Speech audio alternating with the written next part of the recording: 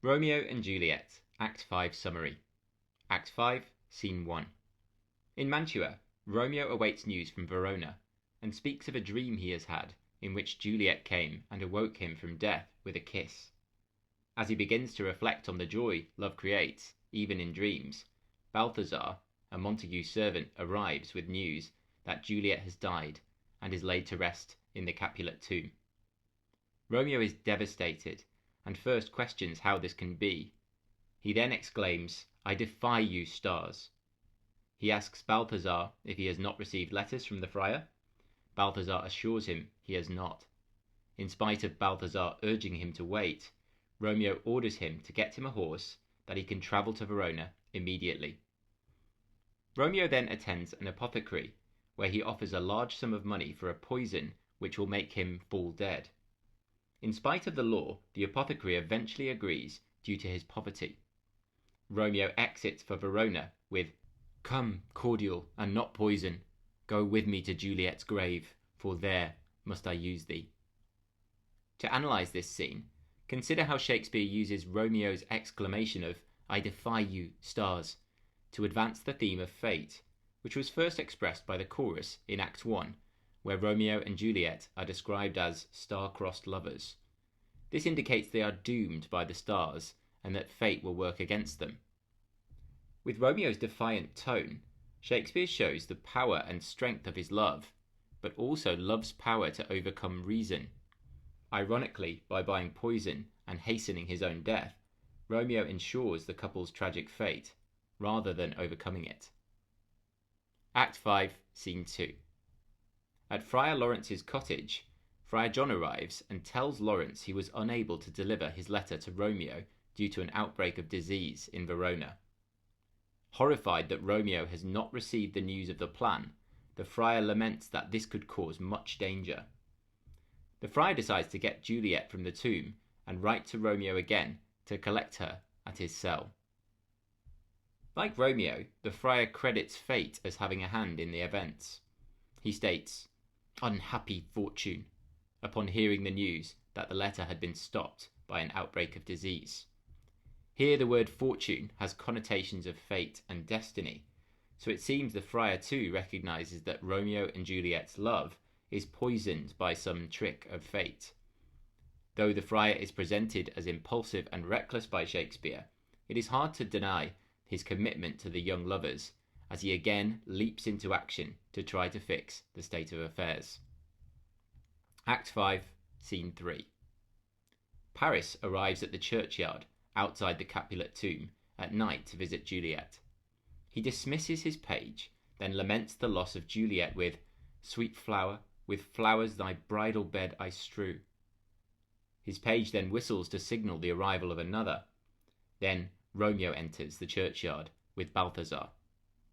Romeo orders Balthazar to depart with a letter for Lord Montague and warns him not to return. Romeo wrenches open the tomb and Paris attempts to apprehend him, ordering him to "obey and go with me, for thou must die." Romeo returns that his intention is to die here, but warns Paris to leave unless he commit another sin by killing him. Paris refuses and they fight. Romeo slays Paris, and with his dying words, Paris asks to be laid in the tomb with Juliet. Romeo agrees, dragging Paris's body into the tomb. Upon seeing Juliet's body, Romeo is overcome with love and grief, and says he intends to rest in eternity with her. "Oh, here will I set up my everlasting rest, and shake the yoke of inauspicious stars from this world-wearied flesh." Romeo kisses Juliet, then drinks the poison, and dies at her side. The friar then enters the churchyard where Balthazar tells him he dreamt he saw a fight where Romeo killed someone. The friar hurries to the tomb and is shocked by the sight of Romeo and Paris's bodies. Juliet then awakens, asking for Romeo. The friar urges her, "Lady, come from that nest of death, contagion, and unnatural sleep," and credits the intervention of fate into their plans with, "A greater power than we can contradict hath thwarted our intentions." Juliet refuses to leave, and the friar exits. Seeing the empty vial of poison by Romeo's body, Juliet laments that Romeo didn't leave a drop for her. She kisses Romeo, hoping to ingest some of the poison from his lips.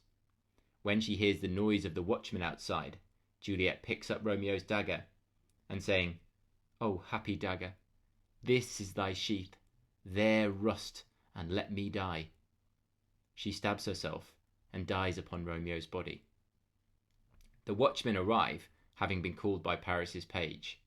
They hold Balthazar and Friar Laurence in suspicion. The prince arrives along with Lord and Lady Capulet, and the first watchman presents the bodies of Paris, Romeo, and Juliet.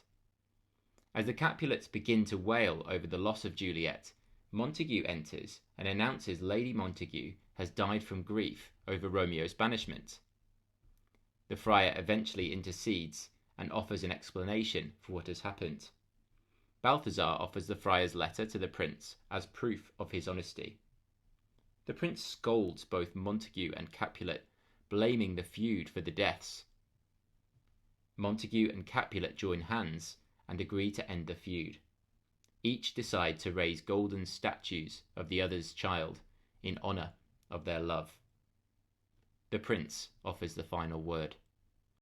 "A glooming peace this morning with it brings the sun, for sorrow will not show his head. Go hence to have more talk of these sad things. Some shall be pardoned, and some punished, for never was a story of more woe than this of Juliet and her Romeo." As the play ends, Shakespeare invites the audience to weep for what could have been. There are no surprises, since the prologue already predicted the star-crossed lovers taking their lives and the burying of their parents' strife through their deaths. But having witnessed the tragic end, Shakespeare forces us to recognize the power of love to both overcome reason and restrictions. We can pity Romeo and Juliet because the world their deaths have created would in fact have allowed them to be together. Therefore, Shakespeare uses the end of the play seemingly to criticize the power of society to obstruct true love. With the prince's final words, Shakespeare employs poetic structure with a rhyming couplet. "For never was a story of more woe than this of Juliet and her Romeo," which offers a bittersweet end to the play, as the audience is encouraged to remember the tragedy of Romeo and Juliet, that they may allow true love to flourish where it is found.